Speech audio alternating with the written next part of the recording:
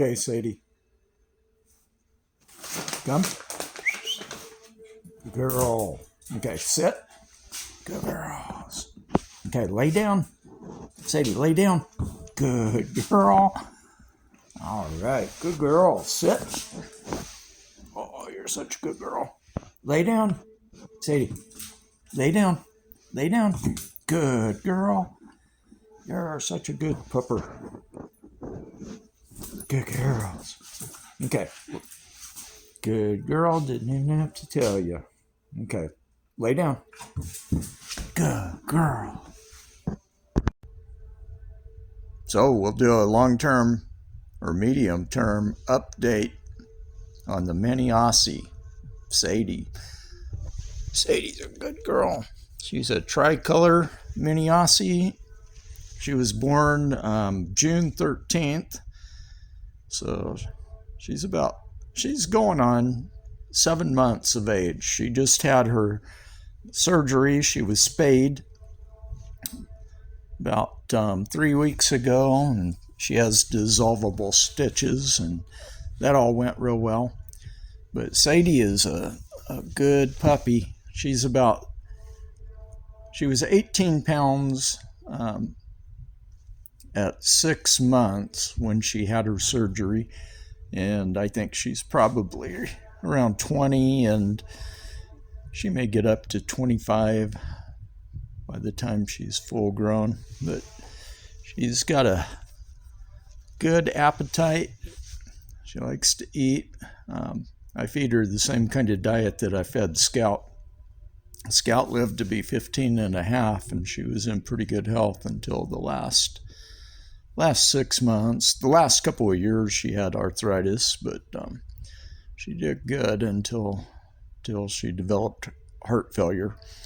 But she mainly ate meat and eggs and a little bit of kibble. And Sadie eats meat and eggs. Basically, whatever I eat for dinner, Sadie eats, and I only eat once a day. But Sadie eats breakfast and dinner, and then she has free access to kibble all day long.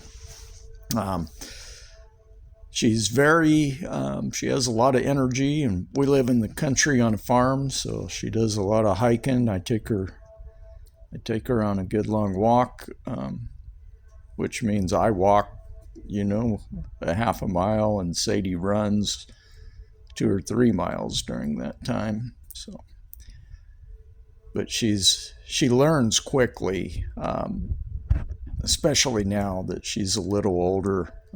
Teaching her to sit and lay down and come and all of those things are pretty easy with her. I think it took 5 minutes to teach her to sit, and about the same length of time to teach her to lay down. She's pretty smart little animal. The only problem that I've had is that sometimes when we go out, she doesn't want to come. She does her own thing. And I solved that. I bought a training collar, which has 3 different levels. I got it on Amazon. It was about $50. Of course, it will shock, but it will also vibrate, and it has a beep, so you can escalate the level of discipline you need. And as much as anything, it is a safety issue. If out in the country or anywhere, if your dog won't come to you and takes off running into the street, you're not going to have your best friend very long. So, it took one escalation to a shock, and she learned immediately that from then on, once she gets the buzz, the vibrate, she obeys. And she is still young. She'll come around to the point that we don't ever need the shock collar, but at this point, she knows when it's on and when it's not. If she's not wearing it, she will test me. But yeah, the shock collar has been a blessing. And, without that, out here, I'm not going to have a dog on a leash. We go out multiple times a day to take care of things around here, and it's not a leash type environment.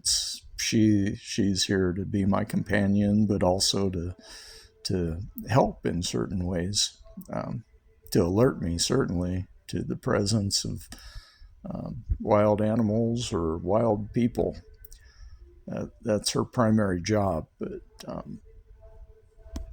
so she has to mind, and she's not going to be on a leash. It's not that type of thing. But so yeah, if you have plenty of land and time, I recommend these dogs. She's definitely smart. She's smart as Scout, I think, maybe smarter, but very different. These dogs are certainly different than border collies. They're very smart, but they're totally different animals. They have different philosophies. Scout was all about grace and using her brain to solve problems, whereas this dog she is one speed. She rushes straight into everything. It's like she has only one speed, whereas a border collie is all about finesse, and they never make a misstep. These dogs rush headlong into whatever trouble there is, and they're not concerned about injury or any outcome. I've seen her trip and at full speed and do a somersault, yelp in the air, hit the ground, and continue running. They're totally different than a border collie. But she's a wonderful dog, and she was house trained about almost immediately. She picked it up, and I think she was raised outside until I got her at 3 months, and that helps. They don't want to go to the bathroom in a different environment, but occasionally she'll have an accident. She's still a puppy, but most of the time she does real well, as far as that goes. But she's a lot of fun, and we have a lot of fun. She likes to go out with me all day, and when we go out, and then at night we play ball. And you like playing ball, don't you? You like balls?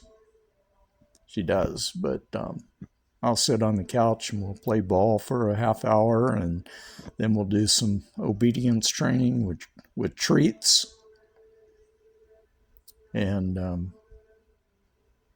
then that's it. She sleeps on the couch, and she likes it there. Anyway, I'll post an update as she gets older, and we hit some new milestones. But she's a great puppy. Anyway, I hope that helps with your decision on maybe getting one of these mini Australian Shepherds. They're not for everyone. They're definitely not for people that like to sit on the couch all day.